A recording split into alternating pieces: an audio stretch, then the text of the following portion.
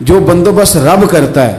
آزمائش آ جاتی ہے, بڑے بڑوں پہ آ جاتی ہے, لیکن بعض اوقات بڑی تکلیف ہوتی ہے جب اس بندے کو لوگ کٹہرے میں کھڑا کر دیں جس کا جرم ہی کوئی نہیں, اس شخص سے لوگ سوال جواب شروع کر دیں جس بیچارے کے خیال میں بھی وہ بات نہیں. پھر وہاں وضاحتیں دینا, نہ کردہ گناہوں کی وضاحتیں دینا, یہ بڑا بوجھ بنتا ہے, بڑی تکلیف ہوتی, اور لوگ کرتے ہیں یہ کام. پھر اللہ تعالیٰ جب بندوبست فرمائے, صحیح بخاری میں حضرت جریج کا ذکر فرمایا. جریج نفل پڑھ رہے تھے, ماں نے آواز دی, وہ آ نہیں سکے, نماز میں تھے, ماں ناراض ہو گئی. اس نے ہاتھ اٹھا کے کہا اللہ یہ اتنی دیر تک مرے نہ جب تک کسی بری عورت کا منہ نہ دیکھ لے. کسی اور کی دعا کے لیے سند نہیں ہے کہ وہ تیرے حق میں ضرور قبول ہوگی, لیکن ماں باپ کی دعا کے لیے میرے نبی پاک نے سند بیان کی ہے.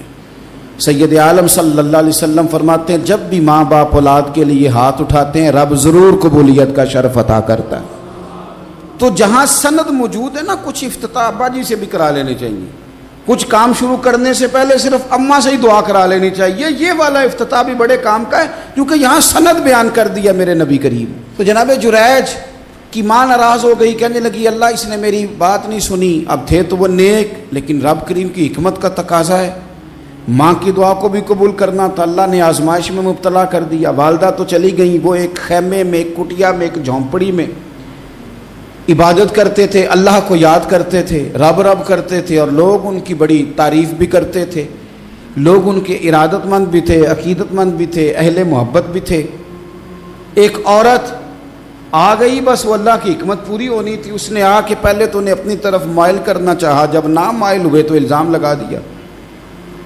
یہ ہمارے دور کا تقاضا ہے, لوگ پہلے آپ کو اپنے حق میں قائل کرتے ہیں, اپنی فرما برداری میں لانا چاہتے ہیں. اگر آپ نہیں آتے تو پھر وہ آپ کو مجرم قرار دے دیتے ہیں, یا میرے ساتھ چل ورنہ پھر میں تیرے خلاف پراپیگنڈا کروں گا. دو ہی باتیں.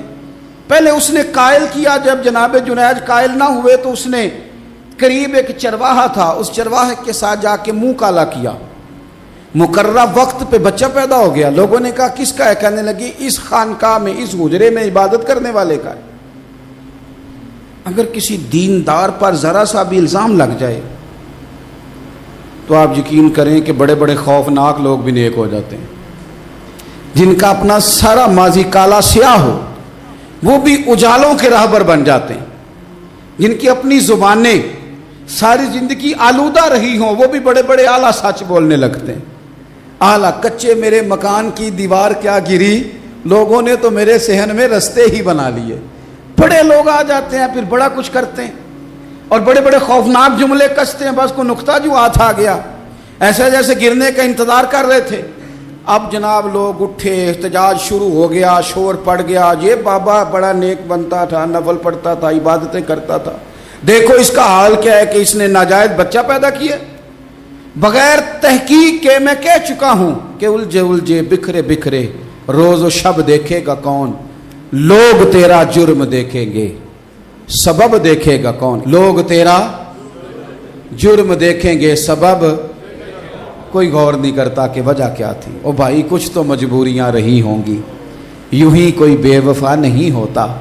الزام لگا دیا, شور ہوا, احتجاج ہوا, دنیا اکٹھی ہوئی, ان کا انہوں نے حجرہ گرا دیا, مارا بھی, پیٹا بھی, ایک نیک آدمی کو بدنام بھی کیا, برا بھلا بھی کہا, گالیاں بھی دیں, جو کر سکتے تھے کیا. اب جب سزا دینے لگے نا تو جناب جریج کہنے لگے تھوڑی سی اجازت دیتے ہو, مار تو تم نے دینا ہی ہے. کہا جناب ٹھیک ہے دیتے ہیں. انہوں نے کہا صرف 2 نفل پڑھنے ہیں. اب وہ نفل پڑھ رہے تھے تو لوگ اس وقت بھی کہہ رہے تھے فراڈ ہی کر رہا ہے, دھوکہ ہی دے رہا ہے, چونکہ ذہن بن گیا نا, بدگمانی آ گئی. انہوں نے 2 نفل پڑھ کے ہاتھ اٹھائے, کہا اللہ جانا تو میں نے ہے, پر اس رسوائی کے ساتھ جنازے تک نہیں خراب ہو جاتے, قبریں تک نہیں لوگ بدنام کر دیتے. کہ اللہ جانا تو ہے, پھر اس رسوائی کے ساتھ تو میری مدد فرما. اب تو میرا کیس تیری ہی عدالت میں ہے, تو رحمت کا دروازہ کھول. ہاتھ اٹھائے, دعا مانگی, نفل پڑھے, پورے مجمع پہ نظر دوڑائی, کوئی نہیں تھا سپورٹ کرنے والا. کل تک جو کہتے تھے نا تیرے لیے جیئیں گے, تیرے لیے مریں گے, ساری عمر ہی آٹا گدا ہے.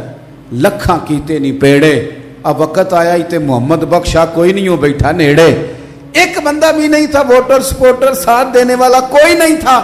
تو جناب جنید بچے کی طرف اشارہ کر کے کہنے لگے کوئی نہیں بول رہا, تو ہی بول کے بتا دے تیرا باپ کون ہے, تو ہی بول کے بتا دے کون ہے. اللہ اکبر. میرا رب جب چاہے تو بچے بولتے ہیں, رب چاہے تو گونگے بولتے ہیں, رب جب چاہے تو پھر پتھر بھی بولتے ہیں. جب کہا نا تو ہی بتا تو بچہ بولا اور بول کے کہنے لگا میرا باپ جریج نہیں, میرا تو وہ ہے جو بکریاں چرانے والا ہے, وہ میرا باپ. جب رب کریم نے توفیق دی تو بچہ بول پڑا. جب رب بندوبست کرتا ہے کسی کی عزت کی حفاظت کا تو پھر کوئی اسے رسوا کر سکتا. یاد رکھنا جب رب محافظ ہو تو پھر لوگوں کا پراپوگنڈا وہاں کچھ کر سکتا. لوگ کئی دفعہ بڑا گہرا جال بنتے ہیں, سازش کا رنگ بڑا گہرا ہوتا ہے, عام سادے آدمی اس کو سمجھ نہیں پاتے, اس پراپوگنڈے کا حصہ ہو جاتے ہیں, انہیں پتہ ہی نہیں چلتا یہ بات دراصل کیا کی جا رہی ہے. یہ کتنی گہری حسد کی آگ ہے جس کو لوگ بغض کے ساتھ ہوا دے رہے ہیں, اپنی عداوت کے ساتھ اس کو زیادہ جلا رہے ہیں. حضرت سیدنا عائشہ صدیقہ رضی اللہ تعالیٰ عنہ بیان کرتی ہیں, اور لطف کی بات یہ بھی بخاری میں موجود ہے.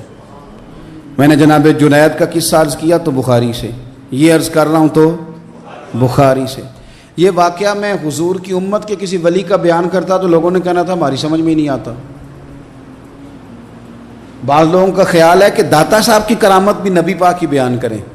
او خدا کے بندوں کو خیال کرو, داتا صاحب تو کئی سو سال بعد آئے ہیں, وہاں اگر کوئی کرامت ہوگی تو حضور بیان کریں گے.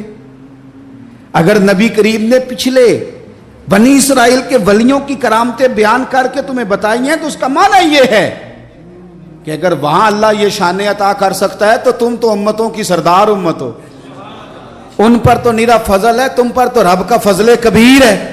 تو بس لوگ سمجھنے کو تیار نہیں, پچھلوں کی مان لیتے ہیں. جناب آصف بن برخیہ کی کرامت جو سورہ نمل میں آئی وہ تو مانیں گے, پر غوث پاک کی کرامت یہ پتہ نہیں عجیب فلسفہ ہے, اور کس طرح کا فلسفہ ہے یہ سمجھ سے بالاتار ہے کہ بنی اسرائیل کا کوئی ولی ہو تو اس کی کرامت ہو سکتی ہے, اور نبی پاک کی امت کا ہو تو اس کی ہو ہی نہیں سکتی. کیا معنی ہے اس بات کا؟ اور لوگ ہیں کہ داد و تحسین دے رہے ہیں, واہ واہ کر رہے ہیں. اللہ تعالیٰ سمجھنے کی توفیق عطا فرمائے. حضرت عائشہ صدیقہ رضی اللہ تعالیٰ عنہ فرماتی ہیں ایک عورت تھی اور اسے نبی پاک صلی اللہ تعالیٰ علیہ وسلم نے وہ کلمہ پڑھ کے مسلمان ہوئی, مدینہ طیبہ آ گئی تو حضور نے مسجد نبوی شریف میں اس کے لیے مکان, ایک سادہ سا کمرہ ساتھ مسجد کے بنوا دیا, وہیں رہنے لگی. اکثر وہ سیدہ طیبہ کے پاس آتی تو حضرت عائشہ صدیقہ رضی اللہ تعالیٰ عنہ فرماتی ہیں وہ بڑی باتیں سناتی اور آخر میں کہتی وہ ہار والا دن بھی بڑا عجیب دن تھا, اور میرے رب کی قدرتوں کا دن تھا, وہ بھی بڑا عجیب دن تھا. سیدہ عائشہ صدیقہ رضی اللہ تعالیٰ عنہ ایک دن فرمانے لگی کہ تو ہار والے دن کا بڑا ذکر کرتی ہے, وہ کیا دن تھا؟ تو خاتون کہنے لگی اماں جی وہ دن تھا جب میرے رب پر بھروسہ اور مضبوط ہو گیا, جس دن میرا اپنے رب پر توکل اور بڑھا, میرے ایمان میں یقین میں اور پختگی آئی. کہنے لگی میں ایک گھر کی کنیز تھی, نوکرانی تھی, اس گھر میں ایک بچی تھی جس کے پاس سونے چاندی ہیرے جواہرات کا ہار تھا. اس زمانے میں نا چمڑے کے اوپر لوگ ہیرے جواہرات لگاتے تھے, کئی دفعہ سرخ رنگ کے چمڑے پہ لگائے جاتے تھے. وہ بچی پہنتی تھی تو کہتی ہوں بچی کے اس نے اتار کے رکھا یا اس سے گرا وہ ہار تو چیل اسے اٹھا کے لے گئی گوشت سمجھ کے, اور میرے سامنے اٹھا کے لے گئی. گھر والوں نے مجھ سے پوچھا, یہ بخاری میں موجود ہے, گھر والوں نے پوچھا مجھ سے کہ وہ ہار کہاں ہے, تو میں نے کہا چیل اٹھا کے لے گئی. گھر میں کچھ چوری ہو جائے تو سب سے پہلا الزام کس پہ لگتا ہے؟ ملازمین پہ. کہتے انہوں نے مجھے بڑا مارا, بڑی تکلیف تھی, حتیٰ کہ میری شرمگاہ تک کی تلاشی, میری عزت اتنی خراب کی میں بتا نہیں سکتی. میں نے اپنی زندگی میں ایک واقعہ دیکھا, ایک امیر گھر میں چوری ہو گئی, ملازم کو اتنا مارا کہ وہ چارپائی پہ پڑ گیا. پولیس والوں سے اتنی مار پروائی گئی کہ وہ بیچارہ چارپائی پہ پڑ گیا, اور پھر وہ اتنا بیمار ہوا, اور کچھ دنوں کے بعد پتہ چل گیا کہ چور تو اپنا بیٹا ہے ان کا. پھر اس کا انتقال ہو گیا. اب وہ سیٹھ صاحب اور گھر والے آ کے نا مرنے والے کے کان میں معافیاں مانگ رہے ہیں, کان میں.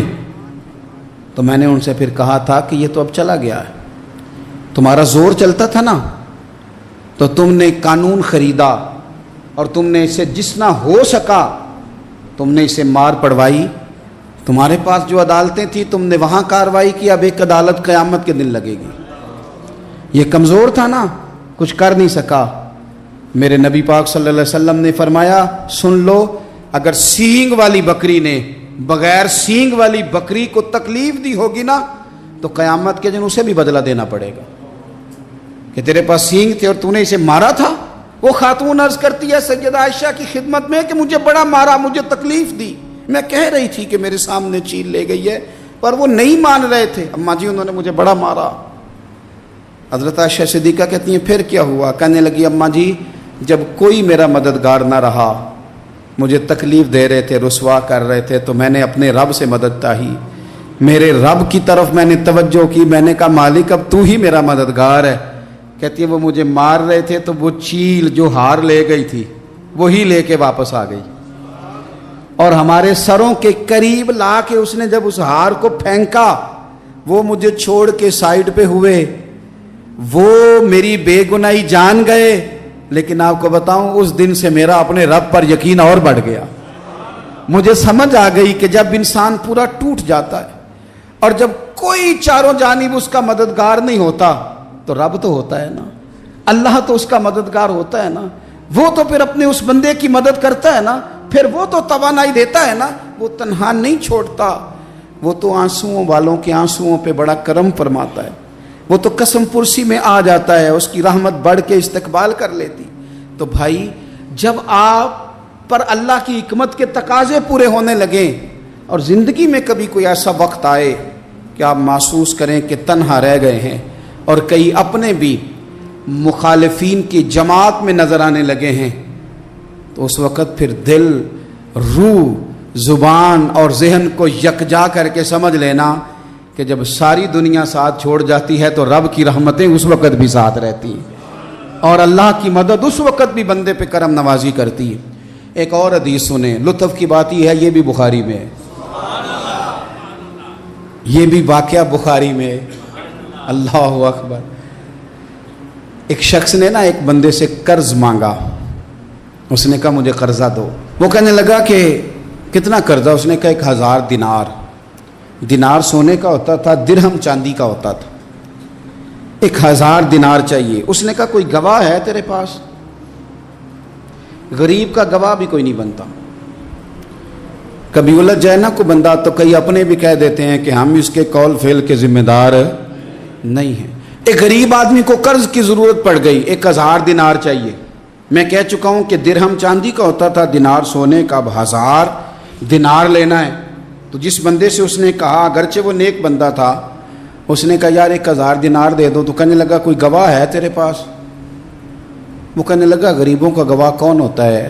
ہاں ایک گواہ ہے۔ کہا کون؟ کہا میرا رب، وہ تیرے اور میرے بیچ گواہ ہے۔ اس نے کہا کوئی کفیل، اگر تو پیسے نہ دے سکے تو وہ بعد میں دے دے، یا تجھے کچھ ہو جائے تو وہ دے دے۔ اس نے کہا کفیل بھی میرا اللہ ہی ہے، میرے پاس اگر ہے تو رب کریم کا نام ہے، اگر اعتماد کر سکتا ہے تو کر لے۔ بندہ نیک تھا، اس نے کہا رب کے نام پہ، رب کی کفالت پہ، اللہ کو گواہ بنا کے میں تیار ہوں تجھے 1000 دینے کو۔ اس نے 1000 دینار دے دیا، وقت واپسی کا طے ہو گیا، وہ چلا گیا پیسے لے کے۔ اس نے پوری محنت کی کہ میں نے وقت پہ پیسے لوٹانے، پوری محنت بھی کر لی، اللہ نے مدد بھی کر دی، پیسے بھی اس تاریخ کو اسے مل گئے۔ بعض لوگوں کا تو لوٹانے کا دل ہی نہیں نہ ہوتا۔ فرمایا حدیث پاک میں کہ تو لوٹانے کا ارادہ کر، رب تیری مدد